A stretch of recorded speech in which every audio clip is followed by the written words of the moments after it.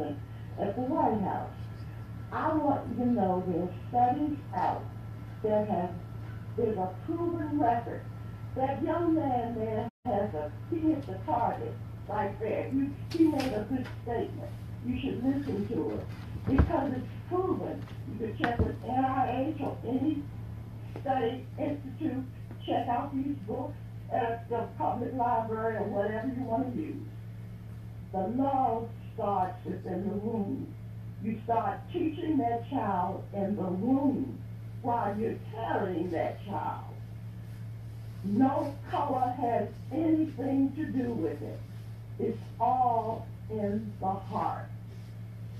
Because we're now interracial. We're married to white, black. I have it all in my family. We all have whites in our family. So you just can't say white, black, yellow, green. You're doing the same thing Trump doing. Muslim, don't think about that. A human being is a human being. And you should treat the person the way you would like to be treated. That's what the Word of God. And it works out every time.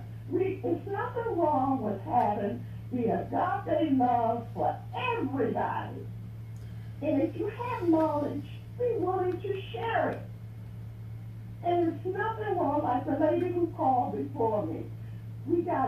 I know we have a passion for everything we do, but please have the meekness of our God to share it with people so they can receive it in their heart and not let it fall off on stony ground.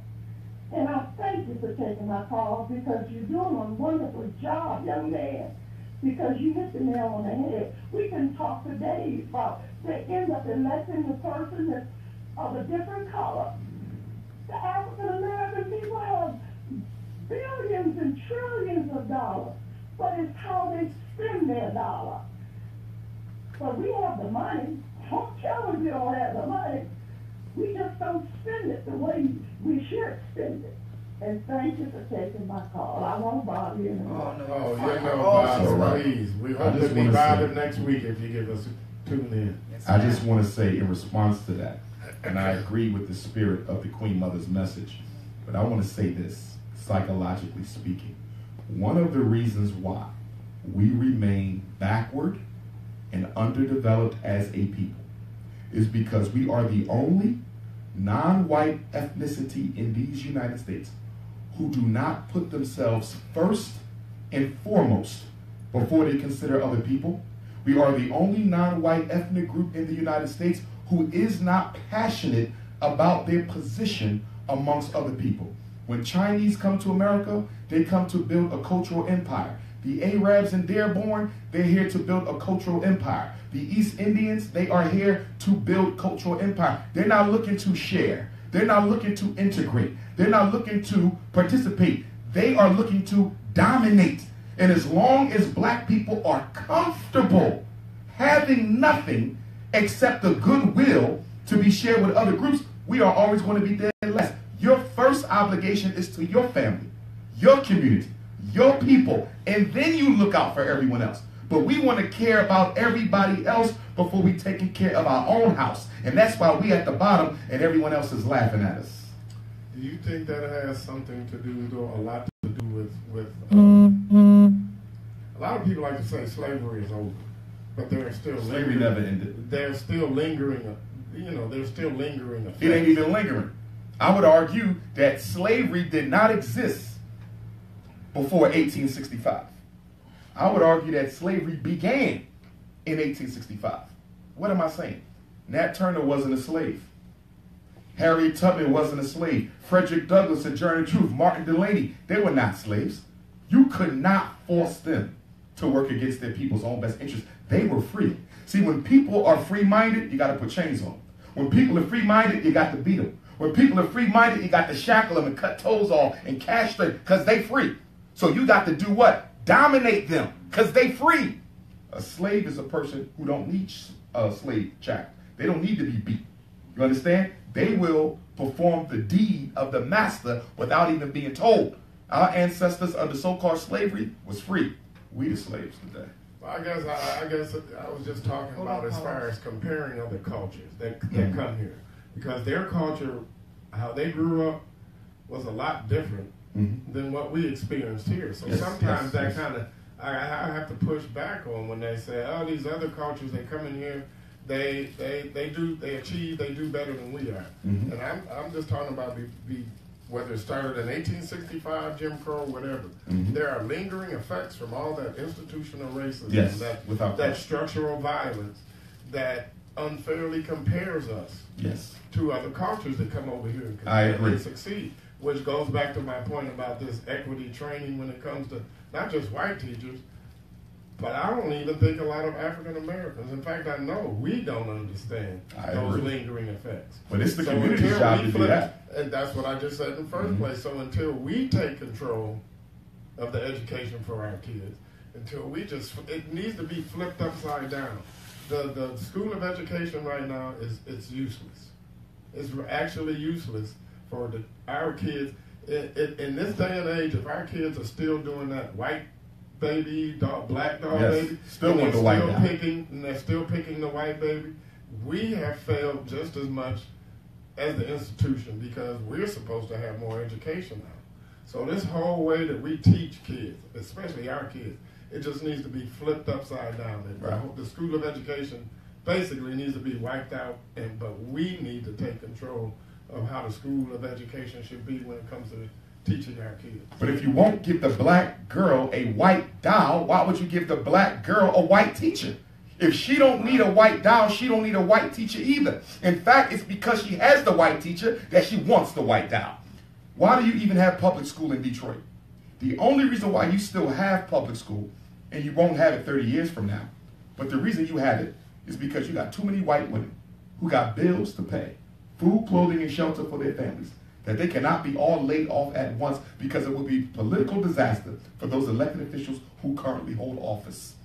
If most teachers were black, public school would have been destroyed a long time ago. It only exists to pay the mortgage of white women.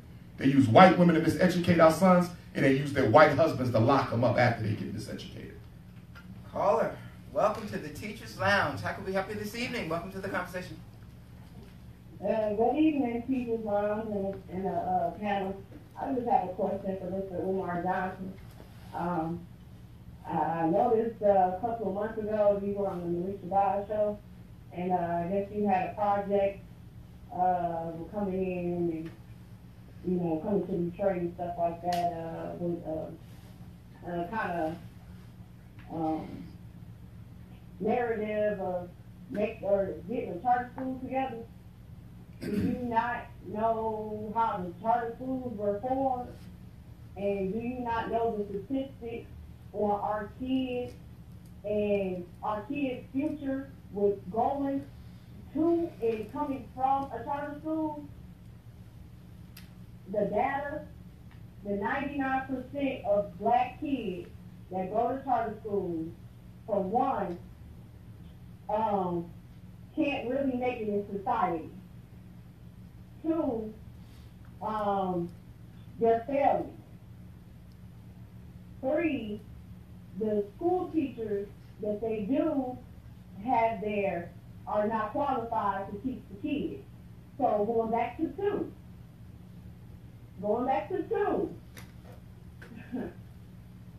those things all go together. You have the kids not being taught by qualified teachers. You also have kids that's not actually getting the actual opportunity at a good education by being a charter school. Have to wrap it up, The only thing caller. you have in a charter school is reading, writing, and arithmetic. You have no electives, you have no after-school programs, you have no athletics or anything. It's just like you just there. It's like an academy. And you know what academies are. It's like a second hand to an academy. Thank you for calling in, Academy caller. is to send you to military, my friend. Caller, thank you so much. I guess the caller wants to know your opinion of charter schools. Certainly. Well, first, let me correct the assumptions. Okay, as a former charter school principal and a former charter school vice principal, I have no interest whatsoever in opening a charter school. If I did, I could probably have 25 of them across the country. Charter schools, by law, are alternative public schools. They are owned and controlled by the state, and they can put you out of operation whenever they feel like it. I'm a Pan-Africanist and a Garveyite. We believe in owning our institutions, not leasing them from white folks. So I'm not opening no charter school. I don't want to open no charter school. I am opening an independent African institution totally funded by the black dollar. So would it be a freedom school? It will be a Pan-African nationalist, unapologetically African, alpha male institution. Boom on that. Boom on that. Well, you know, we're just real quick. We, unfortunately, when it comes to the teachers, it's not, we're not getting enough black teachers, whether they're male or female. They're systematizing them out of opportunities. Well, Factually. We could debate about that, but we're not saying, hey, black teacher, no, we're not going to take you. Come on in, white teacher. I mean, we are 250 teachers short as it is. Yeah, but who's controlling the hiring? You're not. White folks controlling the hiring. They systematically make sure the jobs go to their folks with a few going to us. No community. Chinese people wouldn't allow it. Arabs wouldn't allow it. Mexicans wouldn't allow it. East Indians wouldn't allow it. European Jews wouldn't allow it. Anglo-Saxons wouldn't allow it. You can't name a race on this planet who would be absolutely comfortable letting their former enslaver educate their children. So what are we supposed to do about that? Create. 2016, we spent $2 billion on Air Jordans, $4 billion on alcohol, $9 billion on weave and perm, $650 million on McDonald's. We bought twice the Mercedes-Benzes of white folk, even though they have 3 times the wealth of black people. What we're doing right now with this Christmas shopping, this is financial betrayal. How we got time to be buying gifts when our children don't even have a decent school to learn in? Would you attribute that to the fact that I would look at African Americans as the youngest group out of what you name, Mexicans, East Indians? We're African Americans are fairly new. What I mean by that is, you know, we haven't been around that long. We just got enslaved, got over here, got mixed together. We don't really have a culture. So we have a culture. It's kind of like it's African culture. Yeah, but we weren't. But we don't want it because we've been taught to hate it. As a whole, we've adopted European culture. Yes. And that's why you see the over shopping and the overcompensating with the Jordans or whatnot. Exactly. Where do we go from here to create a culture for ourselves? Because now when you think of the culture of African Americans, I hear the hip hop movement or the hip hop generation, and that just doesn't. That seems like a slap in the face to me to attribute our culture to just saying hip hop, rap, and basketball. Well, pretty much, yeah. So where do we go from here to to have something that's our own? Because when the Chinese people come over here or the Indians come over here, they have their own language, they have their own religion, there's their own sense of pride, their own culture. We don't really have that. It's like kind of like, you know, we've just adopted the European culture. You did. Here's the situation though. You could have had cultural restoration. It's been 153 years. In 2 years, we'll be celebrating the quadricentennial of black arrival in America as enslaved Africans, because we were here before that, 1619 to 2019. We're about to hit 400. The problem is, black people don't want to be who they are, okay? They hate who they are and will never be accepted as what they want to be, okay? We have a identity crisis, and we have a psychological homeless problem that nobody wants to deal with. Black people are psychologically homeless. We know that we ain't white, but we damn sure don't want to be black. And that contradiction, that disturbance, that inability to resolve those two competing impulses is at the center of our issues. All right. Caller, welcome to the Teacher's Lounge. How can we help you this evening? Good afternoon, everyone. Good evening. Evening, rather, instead of afternoon. I just want to thank you, Dr. Umar Johnson, for a different idea of how we need to go about educating our children. And I hope that it works. Give our address and everything where we can donate money to help you get this thing started and build it. I know of another group of excellent black men like you called Israel United in Christ. And they're also setting up black schools for our children, the same as you are. So I hope we can get this thing working and get our own for once and for all and stop depending on the oppressor for giving us what we need when we already got what we need and has always had what we need. And we're not new to this land over here. Some of us are already here when they got here. So we've been here all the time. And everybody just have a good night. Thank you so much, Thank you, caller. Well, with three, and I know you're educated too, but you're talking right now to 3 classroom educators sitting at this table. And I guess everything that you say about the consumerism and what we're spending our money on, I mean, we've been talking about that for years. And I guess my problem is the solution. Because we can sit here and we can talk and talk, but everybody sitting at this table knows, as long as we've been teaching, the kids that are exiting our classrooms are not ready for the 21st century or for life right now. So I guess when you put everything that you said, it's true. We are lost. We have some cultural hatred. We have a lot of those things. But I'm looking for what can we do? What can we do now? Can I jump in? Institutions and organization. That's the only thing that's going to save black folks.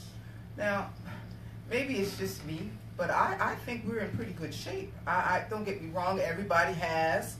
Yeah, I said it. I think we are in pretty good shape. I think we are in pretty good shape. We're not perfect, but listen, we've only been here for a short amount of time. And to survive the way we have, to build the way we have, to have acquired what we have acquired, I'm not even content. if it's material, it's something. I think when we put our minds to it, we can do anything. Oh, of course. We've proven that. When we put our collective mind. Yeah, I just together. want to change the narrative that, black people are so messed up. No, we're not. We're as messed up as we want to be. I agree. I think we are a surviving people. I think we're a resilient people. I think we're a beautiful people. And I think we will be here well before other cultures die out. So what uplifting can we leave our audience with? We're not downing us anymore. No, I think the whole conversation was uplifting. See, Here's the one thing we got to understand. And this is a weakness of us as a people. Come on, bring it. And this is one of the reasons why black consciousness has been short on results. Okay. Because we want to do the feel-good thing. Damn the feel-good thing. Deal with the reality of things. When somebody comes to therapy, okay, we want to do a historical assessment of their alcohol, historical assessment of their diabetes, historical assessment of their low self-esteem, historical assessment of their domestic violence. Only when you understand the history thoroughly can you solve the problem. For example, we know the schools ain't working, but you ain't going to fix them by knowing they ain't working. You got to know how they don't work. We don't understand the operative mechanisms of the systems of white supremacy that keep us entrapped, and that's why we stay entrapped within them. But here's the other thing I wanted to say. Today's racism is economic. They're keeping black people disenfranchised and powerlessness through controlling the resources, and that's the banks. Whoever controls the banks controls the wealth and controls poverty. Whoever controls the banks controls the wealth and controls the poverty. There is no bank in Detroit that's going to finance black liberation. There's no bank in Detroit that's going to finance black liberation. So we have to put our Christmas money and our Thanksgiving money and our Easter money and our 4th of July money together and finance our own liberation. Here's the problem, though. Here's the problem. The average black person is not willing to sacrifice financially for our freedom. That's our Achilles heel. We don't want to sacrifice financially for black freedom.